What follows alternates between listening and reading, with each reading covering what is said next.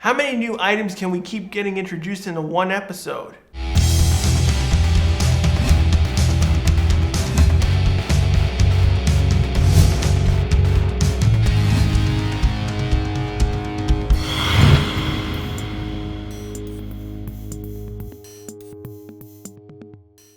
Hey guys, and welcome to another Ranger Rant. Of course, everyone knows I'm Archer9234. Today I'll be discussing episode 23 from Power Rangers Samurai Clash of the Red Rangers Part 2. Just like Clash of the Rangers Part 1, this is an adaptation from Shinkenger's The Movie and Shinkenger's vs. Go-Onger. Although Part 2 uses most of the Shinkenger The Movie footage rather than the verse movie footage. Now we start off where we left off from Part 1, basically where we see Professor Cog and his grinders are ambushing Antonio, and we see that he's just doing his normal fishing and stuff, and he gets alerted that the grinders are about to attack him, and of course he's gonna morph. Now of course this scene is kind of screwed up mainly because since Steve, the actor who plays Antonio, is not actually in the episode just like before, so we could never see his face or use the stock footage of Antonio morphing except when his helmet's already on. Now a lot of fans have speculated that these episodes were actually filmed at the conclusion of filming all the PR Samurai episodes. Now this kind of makes perfect sense. One, because Jaden's hairdo is slightly different, same goes for Emily as well. Two, all the actors have improved in acting qualities. If this is true, this movie must have been actually filmed at the end, but was actually meant to be aired in this place because there are scenes that have to continue the story where we left off in the previous first half of the season. Now, after Antonio finally morphs into the Gold Ranger and he begins his fight with the grinders, we head back to the dojo, and we're back to the old-fashioned Mia can't cook. Now, of course, we see all the group gathering, and of course, Mia is cooking food, which is actually pretty well prepared for a change, because in the early days, we didn't really see Mia cooking. There was just a simple joke that we never saw it, but in this case, we actually saw her cooking and preparing food in a more traditional Japanese way, and of course, Mike, being a good guy, tried to offer some food to Scott while he was still inside the suit, which kind of doesn't make any sense because how would he eat? He chose not to demorph, so how would he have been able to eat food is beyond me. Now, in past Rant episodes, I always complained that the stupid joke with Mia can't cook is usually bad. They usually have horrible jokes and they constantly overforce it, but luckily enough in this movie, they didn't actually abuse this and they actually came up with a good, decent joke that was not over the top. Of course, the Rangers are eventually alerted with the gap sensors. There's some sort of disturbance somewhere, but there's no Nylock attack, obviously signaling that the grinders are attacking someone. When the Rangers leave, of course, Scott's going to leave too because he knows what's going on, but of course he doesn't have any access to any of his vehicles that he uses in the RPM, so of course he basically steals G's bike. When we head back to where Antonio's fighting the grinders, a random card appears out of nowhere. Basically, this is the Shinkenger verse movie footage, and we're actually seeing Genta's sushi cart. Now, originally in Samurai, Antonio was going to be a sushi seller in the early days, and up to a point where they actually started beginning filming to actually mimic this cart. But in this case, since he was turned into a fisherman, this doesn't actually make any sense. But that's the reason why there's a random Japanese sushi cart in the scene. Also, while Antonio's fighting, we finally get the first introduction to the Spider Zord, or fans call it the Lantern Zord, which is Daigoyo in Shinkenger. Now, Daigoyo is actually part of the sushi cart that with Genta, and he helps sell food because, again, he's based off a Japanese lantern with a staff to deal with fire emergencies to get people out, and also other alert systems that were used in ancient Japan. But in this case, we converted the toy into the thing called Spider Zord. We added some extra stuff. But since this episode was actually filmed out of sequence, and we're using footage that was later on in the series, this is where we first get the introduction to the Lantern Zord. Unfortunately though, since no one actually doesn't actually acknowledge the lantern actually being in the scene, he's just there and it has no sound effects whatsoever. So eventually the other Rangers arrive, and of course with Scott, since Scott was using a motorcycle, he came there first since it's a little bit more faster, and of course Antonio doesn't know who he is at this point in time because he's been separated from the main team. He thought at first Scott got a new helmet, and of course he eventually figured out that's a different kind of Ranger. As the other Samurai Rangers finally arrive on the scene and begin the fight, Dr. Cog sets up his master plan in order to get rid of the Samurai Rangers and deal with the two Red Rangers in the scene. Once the Samurai Rangers were finally defenseless in the fight and they took them off off guard. Professor Cog opened up in a dimensional wormhole that was originally supposed to send Jaden and Scott back into the RPM dimension, meaning from the alternate parallel universe. Now, of course, the other 5 Rangers usually, as always, sacrifice themselves and actually block the attack on the 2 Red Rangers, and instead they're sent into the other dimension, and they're pretty much missing from the remainder of the episode until later on. Now, what happened originally in the Shinkenger vs. Go-Onger movies, this is where the other half of the Go-Onger team would have actually met the Shinkengers. In the movie, they simply go into the alternate dimensions of what was set up in Go-Onger, and originally in Go-Onger they had set up, 10 different alternate dimensions between Samurai World, Engine World, Human World, and so on, and each of the groupings eventually split up, and eventually they met all the other Go-Ongers and eventually brought them back to the human dimension where we are. But unfortunately, since the RPM cast couldn't come back for this team up, and we only had to deal with Scott, this whole portion of it was simply cut out and removed, and that's the reason why we don't get any explanation of where the Samurai Rangers went and why they took so long to come back. So while the other Samurai Rangers are actually teleported into the other dimension of with the RPM Rangers, we see that Professor Cog sends out some sort of poison, hypnotizing bullets that hit both Red Rangers. And of course, Jaden's a little bit more intuitive and notices the attack name, and of course kind of gets worried. I'm like, what did you hit us with? And eventually Professor Cog overpowers him. Now after Jaden and Scott finally get out of the water, this is the kind of situation where I never believe how certain Rangers are locked in their suit. This happened with Tommy and Dino Thunder. It was never believable how he was stuck in the suit, and of course in this case again with Scott choosing to stay in the suit.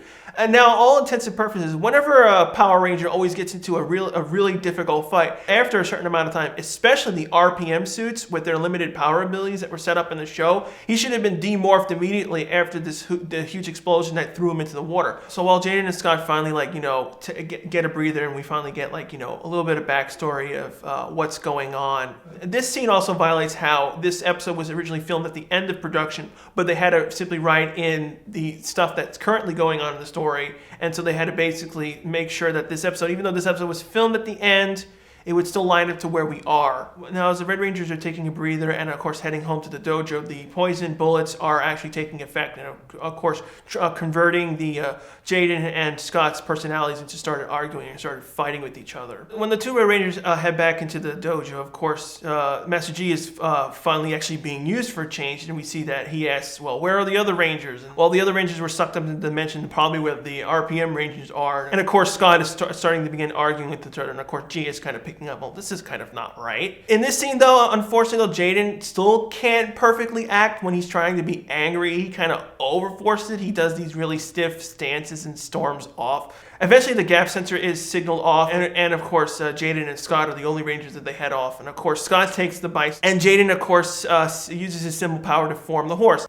Now, this horse was originally in Origins Part 1, set up here, but of course, this horse is based off what happened in the Shinkenger movie. Basically, the Shinkenger are actually use this horse in the Shinkenger movie, so they actually use it in here in this place. So we see that Scott and of course Jaden are heading toward the battlegrounds with a huge amount of Nylox to fight. Now, of course, we get this 3 and 4 minute scene with Jaden and Scott are trying to prove themselves who's better. And now this scene goes on for a really long time. It was cool that we see this little bit of argument between the 2 Red Rangers. I always liked them when they always argue rather than just being all nice and goody. But the scene went on too long. This scene had to take place, the deleted footage of where the other Go-Ongers and the other Shinkengers were dealing with the alternate dimensions in order to line everything up. Eventually, when they finally reach the usual rock quarry, we see that Jaden beat him, and of course Scott is like, how did you beat me? And of course, he begins to fight with the Nylox. And eventually the poison finally gets to them, and they eventually start fighting them each other. And of course, Professor Cog and all the Nylox are looking by and are like, yes, the plan is working, they're going to kill themselves. Now, this fight scene was is a combination of US footage and Japanese footage to extend the fight, because a lot of the fight went on much more shorter in the Shinkenger verse movie rather than the American one. It went on much longer. The easiest way to tell when they're using Shinkenger footage and US footage is that in Shinkenger they use a higher brightness and contrast,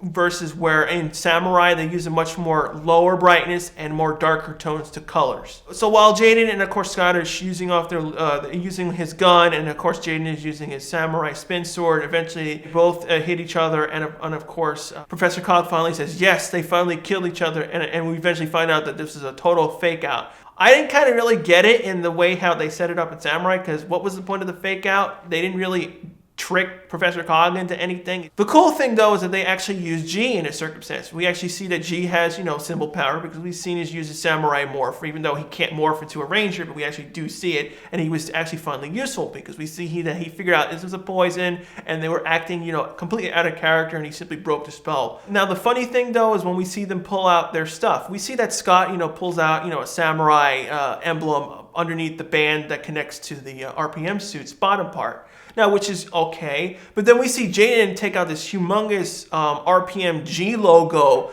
thing out of nowhere. It's like, where did you pull it out? They basically made it so it looks like the band on his suit opens up so you can pull it out, when in reality that's simply just stuff sewn onto the front of the suit. After they finally explain to Professor Cog what they have done, they simply break out into a fight, and they of course fight off Professor Cog and of course his main general in the same process. Now of course Scott, since he loves cars and vehicles and stuff, Jaden actually spawns a special red car. Now this is a real cool throwback to since Turbo, because we actually haven't used any real physical cars into PR to actually use during a fight. And the red car is actually very reminiscent to Lightning Cruiser in Turbo as well. Eventually the other Samurai Rangers finally come back into the other dimensions. There's really no explanation, again because of the lack of RPM cast, and of course they couldn't use any of the first footage with the Go-Ongers in this case. They simply appear, there's no explanation, and the only thing we get is from Emily saying the RPM Rangers say hi to Scott. Now, too bad you couldn't actually come into the episode. Now, here comes the other new introduction to a power-up. Now, again, since this movie is using footage that came later on,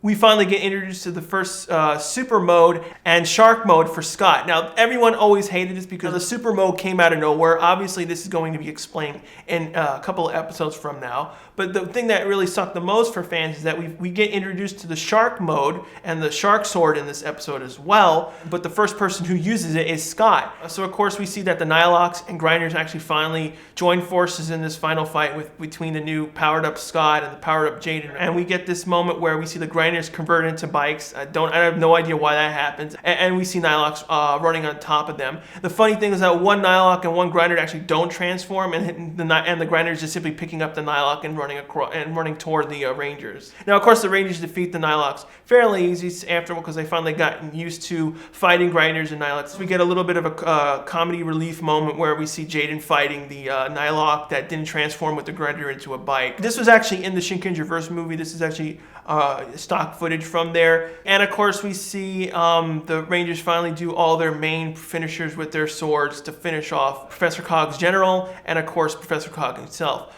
The weird thing though is they actually reused the footage twice. We see the general being defeated pretty much the exact same way, then of course we see Professor Cog being finished the exact same way. The reason why Professor Cog was defeated in this way, instead of normally blowing up Professor Cog and then going into his giant mode in the fight inside the Zords, is because again we couldn't use the Go-Onger footage that had all the Go-Ongers in it, so they simply had to cut his footage short and just simply to be defeated this way. Now once Professor Cog is defeated, we finally go into the Shinkenger the movie footage. Now basically we resumed the Nylock attack that was pretty much being built up in the previous episodes beforehand with the black box and so on. And we see all the Rangers actually using their horses for a change. And of course, Antonio and Scott reuse the car and are fighting separately. Now the reason why Antonio and Scott are fighting together and separated from the other 5 Rangers is because the Shinkenger the movie didn't actually have the Scott's footage was from the verse movie, so they had to keep them separated. The cool thing though, the American footage was they actually had access to the original car that they actually used inside the verse movie. So while the Rangers are fighting off the huge amounts of Nylox, we're cutting back between everyone, using all their special powered up sword weapons, the water arrow, the spear weapon, and the fan, and so forth. So eventually the Samurai Rangers finally break through the huge forces of Nylox, and we finally see the Jaden fight the main general. Of course, he's overpowering Jaden, and the thing that was kind of weird though is that the other 5 don't actually do anything. They simply stay outside while Jaden fights him alone,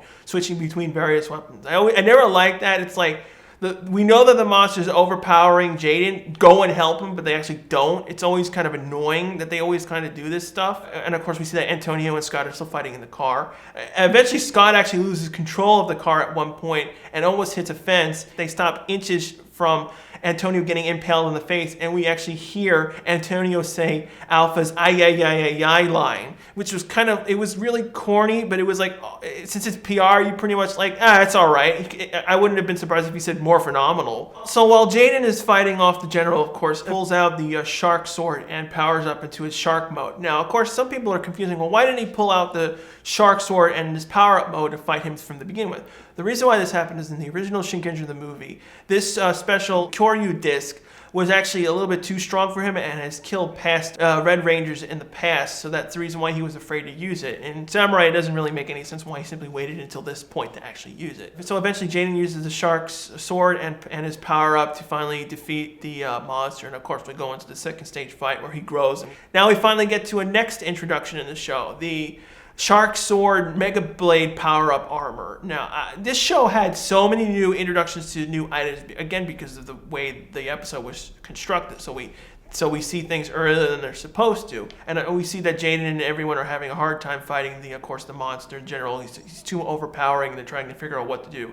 And of course, we come back to Scott and Antonio trying to fix the car. Now, this made absolutely no sense. How does fixing a red car make any sense to you going into the fight? I mean, your Megazords weren't broken. It was just a real bad excuse because, again, this is Shinkenger the movie, and I wish they simply just ignored them, like how they did it in various s.p.d. episodes and certain monsters. They would simply disappear out of the fight for no explanation. Eventually, the Rangers figure out that they can actually summon the Shark Saber to enlarge and be equipped it to the Samurai Megazord, and we finally get our last introduction to a special power-up in this episode with the Samurai Megazord and the Shark power-up. And of course, they finish off the monster with ease because the Shark Saber has a special ability to actually use its mouth and elongate and finish off the monster. After the monster is defeated, we actually head back to where Master Xandrid and of course Octoro are there, and they're basically complaining that you don't rely on robots, and of course all his minions have failed him, and of course he's all pissed off, and we're kind of going back to the old-fashioned Rita headache stuff. They really went with it this time.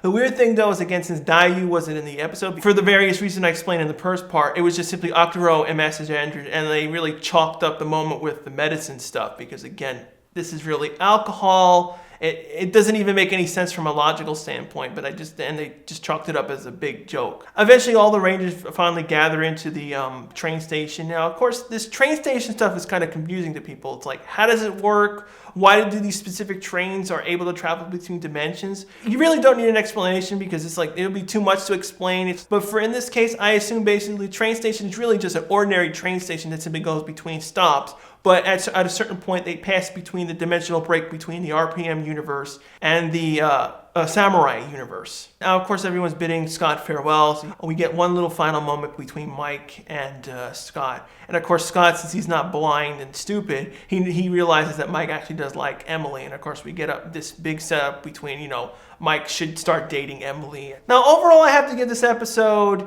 3 out of 5. I mean, it was decent. It was good as the first, but since all these introductions to new items, things that don't make any sense, for example, the Lantern Zord, aka Spider Zord, came out of nowhere, Antonio being missing, and of course Scott and Antonio being totally screwed out of the Megazord fight, it really didn't make any sense. What do you guys personally think? Do you think this episode was really cool because, again, Scott came back, and of course, we got new introduction to new items and weapons, and we finally got an introduction to the Mike and Emily relationships beginnings? Or do you hate it because of all the various issues, because this was supposed to have been aired later, but it's supposed to have been aired earlier because of all the weird screw-ups with the items and stuff popping up, and also because of Scott using the shark powers before anyone else? What do you guys personally think? Of course, leave your comments below of what you think about this episode, and of course, leave your suggestions below on what future episodes you would like me to review.